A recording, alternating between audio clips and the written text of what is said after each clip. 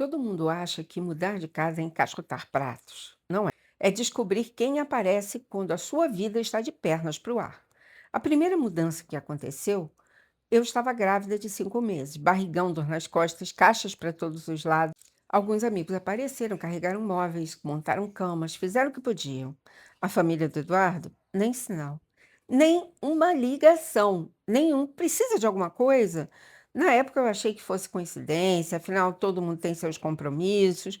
Continuei empacotando panela, roupa, brinquedo, subindo e descendo escada, carregando mais peso do que deveria, e eu ainda não sabia que aquilo não era uma exceção, era um ensaio. Anos depois veio a segunda mudança, e dessa vez a vida resolveu testar todos os meus limites de uma vez. Eu tinha um bebê recém-nascido, uma menina de 2 anos e meio, um pé engessado e um marceneiro que, desde janeiro, prometia entregar os móveis, e já era agosto. Meu sonho era levar o meu filho direto para o apartamento novo, mas nem isso ele conseguiu cumprir. Olhei para o gesso, olhei para o calendário, arranquei o gesso, entrei no carro e fui buscar um marceneiro pessoalmente. Quando cheguei na oficina, ele começou a explicar e eu nem deixei terminar. Você tem uma semana. Depois disso, eu mudo, com ou sem móvel. Ele percebeu que eu não estava pedindo, eu estava avisando. E foi assim que a mudança que eu jamais esqueceria começou. Porque carregar caixas pesa, mas descobrir quem realmente está do seu lado, isso pesa muito mais. A primeira mudança me ensinou uma coisa: quando a vida aperta, muita gente simplesmente desaparece. Mas eu ainda insistia em acreditar que aquilo tinha sido um caso isolado, até chegar a segunda mudança. Minha filha tinha 2 anos e meio. Meu filho ainda era um bebê. Na teoria, deveria ficar de repouso. Na prática, eu tinha um apartamento inteiro para colocar de pé. Olhei para o calendário e faltava apenas uma semana para a mudança. Meu pé parecia um pão de tão inchado.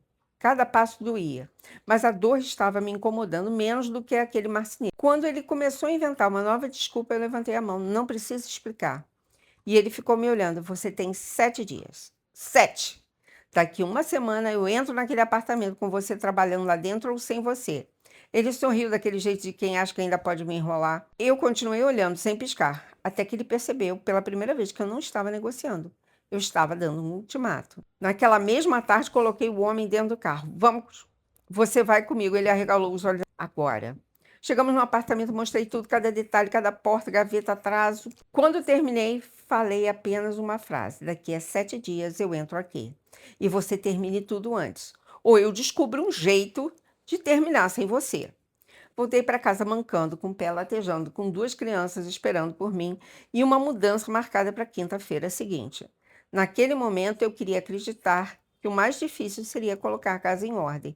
Mal sabia eu que a verdadeira dor de cabeça nem tinha chegado perto da porta do apartamento. Se você gosta desse tipo de história, por favor, se inscreva no canal, deixe seu like, faça seu comentário. O que você faria no meu lugar? Então vamos lá. A história. Na quinta-feira, o caminhão de mudança chegou cedo e, junto com ele, chegou o caos.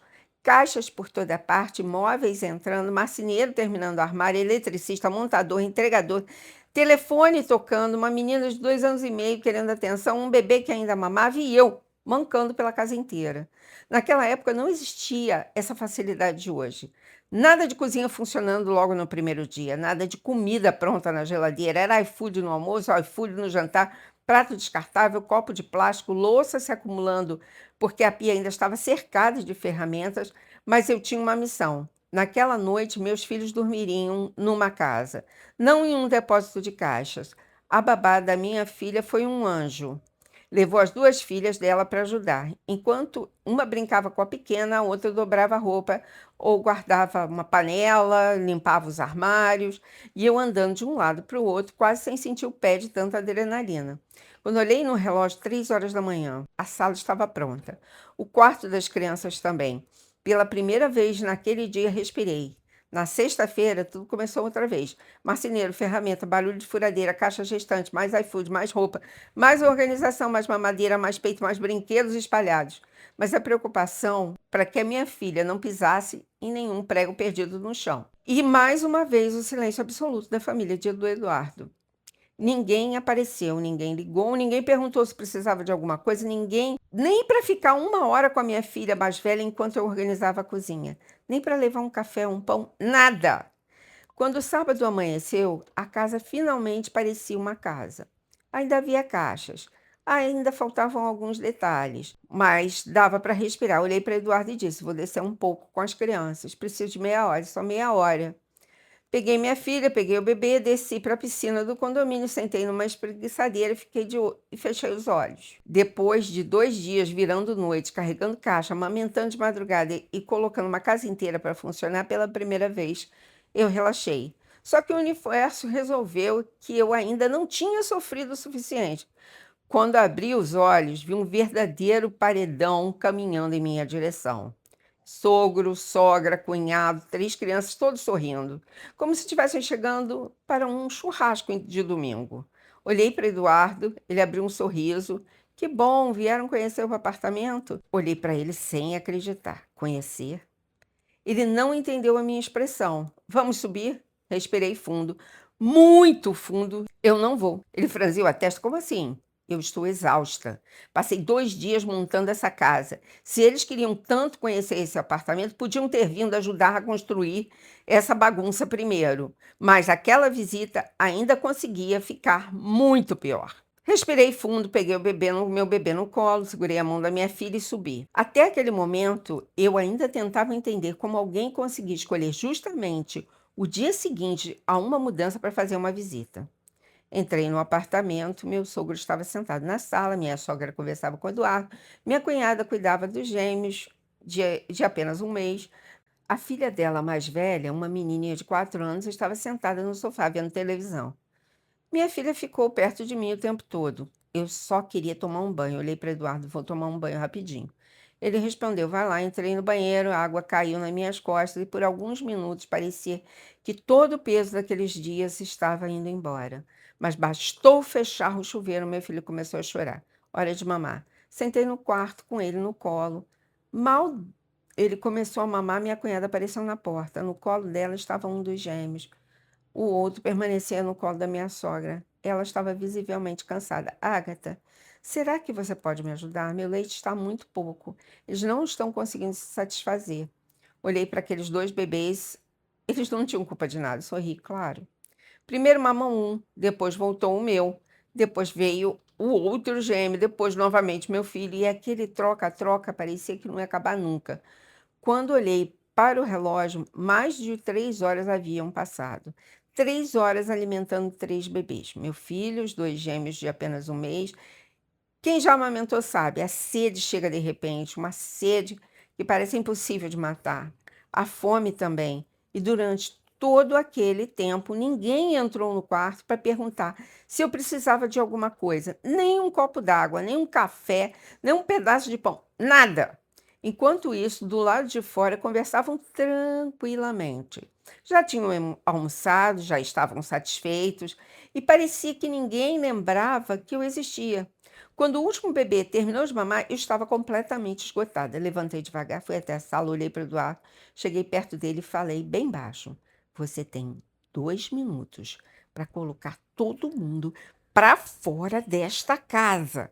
Ele arregalou os olhos, mas como é que eu vou fazer isso? Olhei bem para ele. Não sei. E sinceramente não me interessa. Se em 2 minutos eles não estiverem fora daqui, quem vai mandar todo mundo embora sou eu. E você sabe que eu não vou me preocupar em ser educada. O Eduardo me conhecia. Sabia que eu raramente levantava a voz. Mas também sabia que quando eu chegava naquele tom de voz, era porque a paciência tinha acabado. Ele olhou para mim, olhou para a sala, respirou fundo.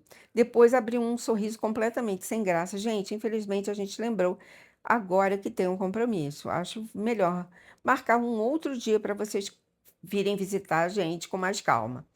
Foi um silêncio constrangedor. Minha sogra olhou para o meu sogro, minha cunhada pareceu surpresa, mas ninguém discutiu. Afinal, já tinham almoçado, já tinham passado a tarde inteira ali e já tinham passeado pelo novo apartamento. Então, começaram a se despedir. Eu continuei em silêncio, nem fui à porta.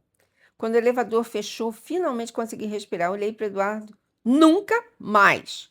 Ele tentou argumentar, eles só vieram conhecer a casa. Olhei para a cara dele sem acreditar. Conhecer? Nós passamos 2 dias virando a noite. Eu estava com o pé machucado, amamentando o bebê, e você viu o que aconteceu hoje? 3 horas alimentando 3 crianças, nem um copo d'água alguém foi capaz de me trazer. Ele baixou a cabeça, não respondeu. Achei que finalmente tinha acabado o assunto, mas ainda não. Pela primeira vez em horas, a casa ficou em silêncio. Respirei fundo, achei que finalmente poderia terminar de organizar o apartamento. Foi quando passei pelas caixas vazias da mudança. Franzi a testa, elas estavam diferentes. Comecei a olhar ao redor. Cadê os jogos de lençóis, toalhas? Cadê as coisas da cozinha? Olhei para Eduardo, onde estão as minhas coisas? Ele respondeu com a maior naturalidade do mundo. Minha mãe precisava de uns lençóis, minha irmã gostou de umas toalhas, pegaram umas coisinhas. Eu fiquei olhando para ele, esperando que ele começasse a rir, mas não. Ele estava falando sério. Elas levaram. Senti meu sangue ferver. 2 dias de mudança, 2 dias sem dormir, 2 dias vivendo de iFood, 2 dias carregando caixa, cuidando de criança, amamentando, organizando a casa. E aquelas pessoas, além de não moverem um dedo, ainda resolveram fazer compras na minha casa. Olhei para Eduardo e falei, muito calma. Você vai descer agora. Ele me olhou sem entender. Agora. Vai pegar tudo de volta. Ele tentou argumentar, mas interrompi antes que terminasse. Não existe mais. Aquilo não foi presente. Eu trabalhei para comprar cada uma daquelas coisas. Aquilo não é uma feira. Se sua mãe precisa de lençol, ela compra. Se sua irmã precisa de toalha, ela compra. As coisas não saem daqui porque alguém achou bonito. Ele ficou parado e eu continuei. Eles não ajudaram a empacotar, não ajudaram na mudança, não carregaram caixa.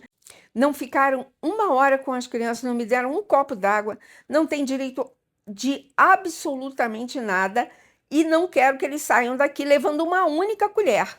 Ele percebeu que eu não estava pedindo, que eu estava mandando. Sem dizer mais nada, entrou no elevador, alguns minutos depois, voltou com tudo, lençóis, toalhas, utensílios, tudo exatamente como tinha saído. Guardei cada peça num armário, fechei a porta, olhei para Eduardo. Escuta bem o que eu vou te dizer. Hoje foi a última vez que isso aconteceu. Na próxima vez que a sua família aparecer sem avisar, eu mesma vou dar um jeito para que eles nunca mais tenham vontade de voltar. Naquele momento, nem ele imaginaria o quanto eu falava sério. A vida voltou ao normal, ou quase. As crianças cresceram um pouquinho, a casa finalmente estava pronta, o marceneiro, graças a Deus, desapareceu da minha vida e eu seguia esperando, porque eu já sabia como aquela família era folgada. Sabia que 1 hora ou outra eles apareceriam de novo, sem telefonar, perguntar ou avisar, e não demorou muito. Era um domingo, a campainha tocou, olhei no olho mágico, sorri. Lá estavam eles, sogro, sogra, cunhado, criança, todos com aquela mesma expressão de quem tinha certeza que seria recebido de braços abertos. Abri a porta, como se nada tivesse acontecido. Entrem, fique à vontade. Acho que eles até estranharam. Talvez esperassem uma cara feia. Encontraram um sorriso. Enquanto eles conversavam na sala, fui para a cozinha. Abri o armário, peguei os pratos. Depois abri um outro armário, peguei um frasco de óleo de pimenta e passei uma camada fininha no prato e nos talheres. Todos os pratos, exceto os das crianças, claro. Nada exagerado, só o suficiente para fazer qualquer pessoa que tivesse o hábito automático de molhar o dedo para limpar um grão de arroz, ou ajeitar um talher, ou levar a mão aos lábios. Voltei para a sala como se absolutamente nada tivesse acontecendo. Eduardo nem desconfiou. Pedimos comida.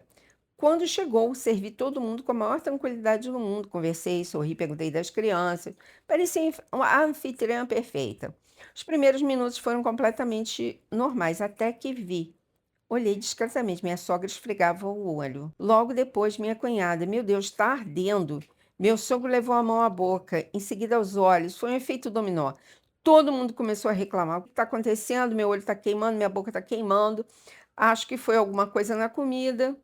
Um corria para o banheiro, o outro abria a torneira, o outro lavava o rosto, outro dizia que a boca estava pegando fogo e eu sentada à mesa observando tudo. Por dentro, confesso, foi difícil não rir. Muito difícil. Eduardo olhava para mim, depois para outro, sem entender absolutamente nada. Eu apenas perguntei com a maior calma do mundo: tá todo mundo bem? Alguns minutos depois resolveram ir embora, na maior pressa. Despediram-se quase correndo. A porta se fechou. O apartamento ficou em silêncio. Eduardo virou para mim. Nossa, que coisa estranha, né? Nunca vi uma reação dessas. Olhei para ele, sorri e apenas respondi: Eu também nunca tinha visto. Mas parece que, hoje, todo mundo resolveu lavar os olhos ao mesmo tempo. Depois daquele dia, as visitas ficaram raríssimas e, quando aconteciam, sempre vinham acompanhadas pela pergunta que eu esperei ouvir desde a primeira mudança: Agatha, podemos ir aí? Descobri que algumas pessoas só aprendem a respeitar limites quando percebem que a falta de educação pode arder, às vezes, literalmente. Naquela época eu achei que estava mudando de endereço. Hoje eu sei que naquela casa quem realmente mudou fui eu. Aprendi que as portas abertas são um gesto de carinho, mas limites fechados também são uma boa forma de amor, principalmente por nós mesmos. Se você gostou da história, por favor, deixe seu like, deixe o seu gostei, se inscreva no canal. Isso faz muita diferença para gente. Muito obrigada.